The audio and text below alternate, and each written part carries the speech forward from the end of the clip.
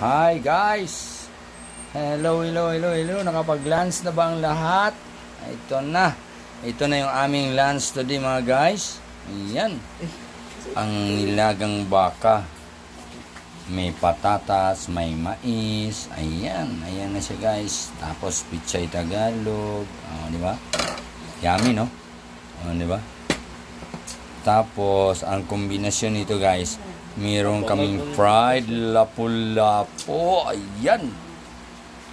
More than 1 kilo yan mga guys. Fried lapu-lapu. Nagkamali lang ako. Kasi dapat 500 grams lang dapat. Kasi ang kawali ko maliit.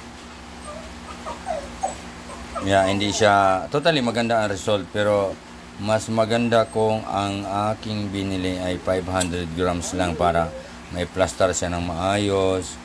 Tapos di pa ako nakapag-prepare ng garnish guys. Kaya ganyan lang ang aking garnish today. Ayan. Ang sausawa na maraming sili. Di ba? Ayan o. Ayan o. Ayan o. Ang sausawan. Kamatis, sili mga guys. Ayan o. Yes, of course. Pagka mayroong prito, mayroon din kaming salad. Kasi salad lover ang aking asawa. Ayan o, pipino salad mga guys. Ayan.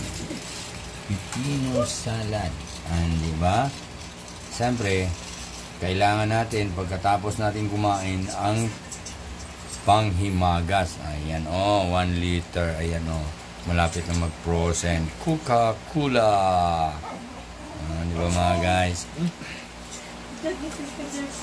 Thank you for watching mga guys. Sana nag-enjoy kayo and maraming salamat sa inyong suporta. Sa walang sawang pagsusuporta. Kanina ko pa inuulit-ulit yan. Umabot na ako ng more than 7,000 followers. So thank you sa inyong suporta mga guys. Walang iwanan, laban lang. Kahit namumula ang ating mga dashboard, natural lang yan. Huwag nating dibdibin yan. Ang atin lang, nag-enjoy tayo sa ating ginagawa. Di ba?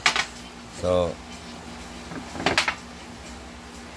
guys, maraming salamat again. Thank you for watching everyone. Ayan ang aking ulam today. Ayan. So, thank you for watching everyone. Bye. God bless you all. Ang linaw ng camera, oh.